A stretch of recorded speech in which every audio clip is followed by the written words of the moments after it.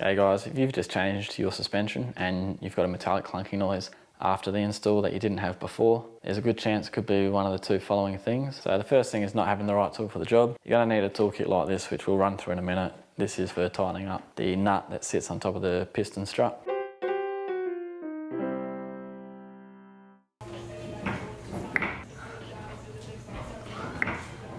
There's a bit of movement in these, so this is where we need to torque these down. And the second thing that could be an issue is that your upper seat underneath the strut mount has become misaligned as you release the tension. So one way that I diagnosed this issue, and it'll be really hard to show you, is feeling up here, this section up top, that is the strut mount that spins on the bearing. This section underneath is the upper seat, which is misaligned. When I have my finger there, there is no gap. On the one that was clunking, and then see my finger fits in between the strut mount and the upper seat around the side. The one that was clunking, there was a slight gap there, so I knew it wasn't aligned properly. And we'll show you that with the suspension unit dropped out so you can see it better. Alright, so before we look at the toolkit, it's worth looking at what the issue is. This issue is more prominent on the front struts because the access to the nut is restricted. On the back, the toolkit definitely comes in handy, but I would say it's not essential. So as you can see in here, this is your piston strut. Inside there is the nut. This is metal. You can't get rid of this, so you have to access that nut, and this bit spins. You can't grip this with a socket. It is a slot shape. Inside is a 19mm normal hexagonal nut, so you need to hold that nut and hold this, which is not a regular fitting, at the same time. Stop this spinning, loosen the nut up this thread. This metallic plate around here comes out as part of the assembly. Dropping this away from the car won't remove that issue. And you can see where someone else has done the suspension before, this white paint pen. I'm gonna go through that again with this unit out of the car. Alright guys, so looking inside this toolkit, you've got a bunch of different fittings. You got flat heads, you got Torx fittings, you got your normal hexagonal. And the bit we want for the Lancer, like we said before, is the slot. So this one's an 8mm at the front, on the rear it was a 6mm. So this bit here will go over the piston rod, and then we'll take our 19mm socket, and this will hold the main nut. This passes through there, so both of them will be working together. You can hold this with a 10mm, you can hold this bit with a crow's foot adapter. I'm just going to show you how to use it for disassembly. It's the same process with the torque wrench. Because we're loosening it, I've just got a normal 1/2" drive socket. This is the 8mm slotted, goes on here. This is a 19mm with a pass-through slot and an external hexagonal part. So that goes on the nut on the inside. This goes in there to stop that spinning. 22mm crow's foot goes on here. Now I don't have a 3/8" socket, so I'm going to use an adapter with my 1/2". Just remember, you can't take this off all the way until you've compressed this. I'm just going to loosen it. So this is a 10mm socket, and you want to make sure that this stays still and you spin the nut, so you're not spinning the strut all the time. Now I know we're not close to being done, but it's important that you constantly check this, that this nut's going to come off, because we haven't compressed the springs yet. You can see this white paint pen. This is the upper strut mount. This part here underneath is the upper seat. In the upper seat is the rubber boot with the bump stop, so we'll have a look at that later. Now, the more important part of this white line is getting it onto this upper seat, because this won't spin. The strut mount will spin. It's mounted onto a bearing, which we'll have a look at once it's all dismantled. The main point of this white paint line is getting it onto your upper seat so it faces the right way. In saying that, I don't think you need it. As I was describing before, when I was reaching up and saying there was no gap here, that's because that's in the correct orientation now, and you'll see a gap develops as you get around the back. I had a sound coming from the front left. When I put my finger up there, on this side, I had a slight gap like this. So it's about 45 to 90 degrees misaligned, which can happen when you're loosening your springs if you don't watch. At the point that this takes up tension, that this is straight. So the reason I say you don't need these lines is because with your suspension unit, the piston rod comes up. It's not central on the bottom.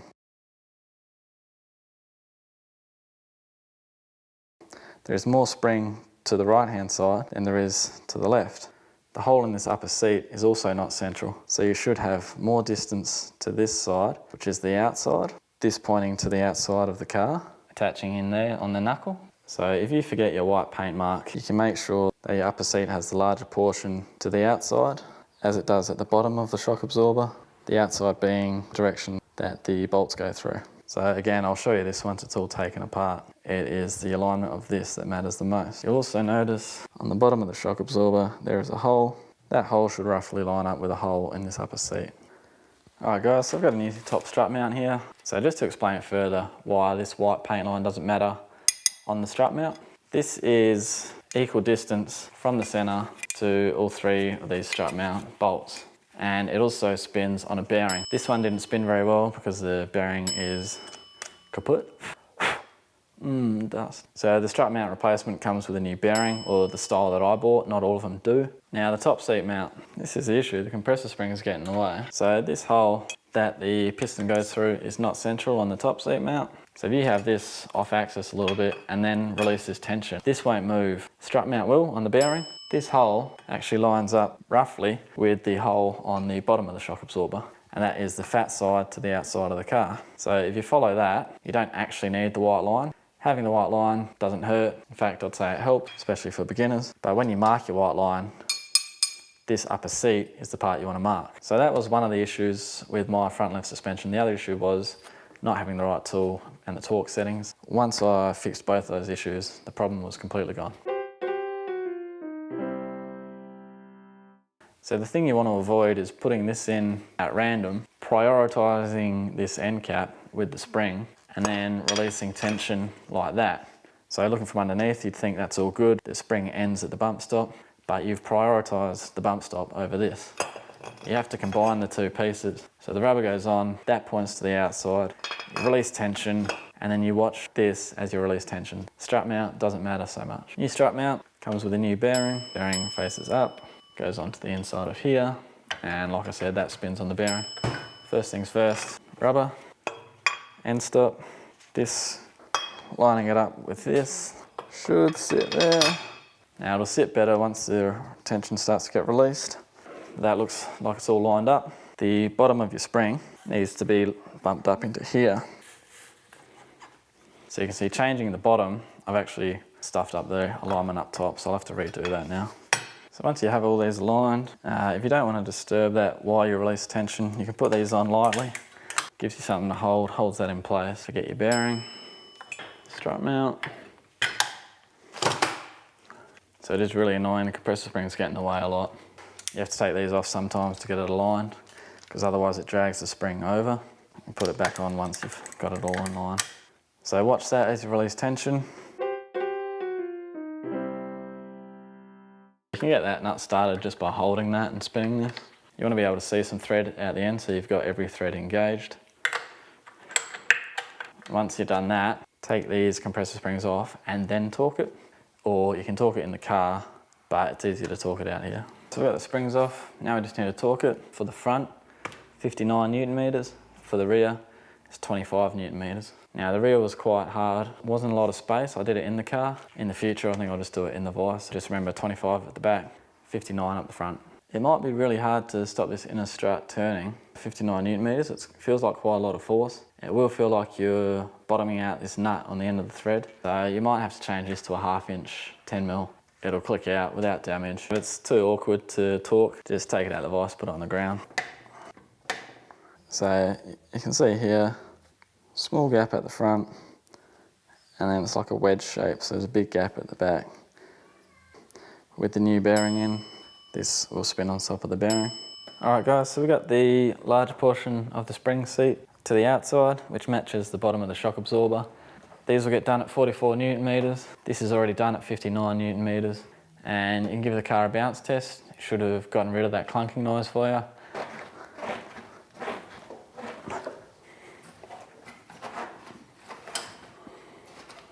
If you've still got a clunking noise, you'll have to go through your tie rods, lower control arm, all the suspension components outside of that, because the shock absorber should be fine. So they're the two things I wanted to show you, making sure your upper seat is oriented correctly and it hasn't accidentally been knocked out of place as you release tension on the compressor springs. And the other thing is, I just wanted to show you the toolkit, show you how good it is. Makes a world of difference. You can't do the job properly without it.